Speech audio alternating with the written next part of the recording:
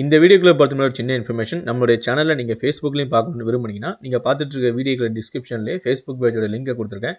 Click பண்ணி பேஜ like பண்ணிக்கங்க. வீடியோக்கள் உடனுக்குடனே மிஸ் பண்ணாம உங்களால பார்க்க முடியும்.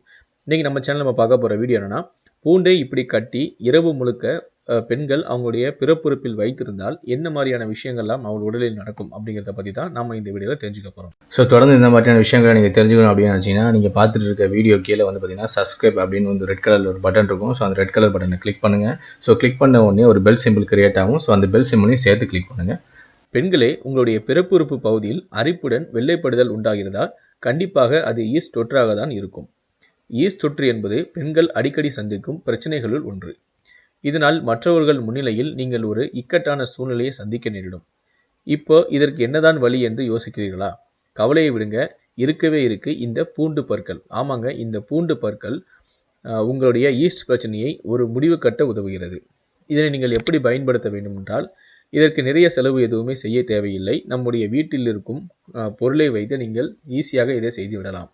இதற்கு தேவையான பொருட்கள் பூண்டு பற்கள் மற்றும் நூல். ஒரு பூண்டு பல்லை எடுத்துக்கொள்ளவும், அதனுடைய தோலை நீக்கிக் கொள்ளவும், அதனை இரண்டாக வெட்டியோ அல்லது அந்த முழு அளவையோ நீங்கள் ஒரு நூலிலே அந்த பூண்டையும் சேர்த்து கொள்ள வேண்டும். நீங்க பார்க்கக்கூடிய அந்த இமேஜில் கிளியராக இருக்கும். ஸோ இப்போது நீங்கள் படுக்க செல்வதற்கு முன்பு இந்த பூண்டு பல்லை உங்களுடைய பெண்ணுறுப்பு பகுதியில் கொஞ்சம் உள்ளே வைத்துக் கொள்ளுங்கள். பிறகு காலையில் எழுந்ததும் இது இயற்கையாகவே தானாகவே வெளியே வரும். அதுவரை நீங்கள் காத்திருங்கள். அப்படி இல்லை என்றால் உங்களுக்கு வலிக்காமல் மெதுவாக அதில் கட்டப்பட்டுள்ள நூலை கொண்டு மெதுவாக இழுங்கள். இந்த முறையை ஒன்று அல்லது 2 இரவுகள் மட்டும் வரை செய்தாலே போதும். மேற்கண்ட முறையை நீங்கள் செய்வது மட்டுமல்லாமல் தினமும் 2 பற்களை பச்சையாக கடித்து சாப்பிட்டு வாருங்கள். எவ்வளவு நாள் நீங்கள் ஈஸ்ட் தொற்றால் பாதிக்கப்பட்டிருந்தாலும் உடனே குணமடைந்து விடுவீர்கள். இது மருத்துவ ஆராய்ச்சியில் கண்டுபிடிக்கப்பட்ட உண்மை. இப்படி பூண்டை நூலை கட்டி பிறப்புறுப்புள் ஒரு நாள் இரவு முழுக்க வைத்திருந்தால் ஈஸ்ட் தொற்று குணமடையும். ஆனால் இதிலும் ஒரு சில பக்க விளைவுகளும் இருக்கிறது.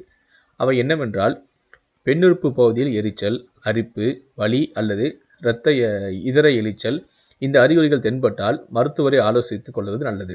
மேலும் உங்களுக்கு ஈஸ்ட் தொற்றை சரி செய்ய ஒரு நாள் இரவு போதும். ஆனால் இந்த முறையை பயன்படுத்துவதற்கு முன் நீங்கள் மருத்துவரின் ஆலோசனை பெற்றுவிட்டு செய்வது சிறந்தது. சிலருக்கு அவர்கள் படுத்து தூங்கும் முறையை பொறுத்து உங்களுக்குள்ளே இது திடீரென சென்றுவிட்ட வாய்ப்புகள் இருக்கு. அதை கட்டிய நூலை வைத்து வெளியே எடுத்து விடலாம்.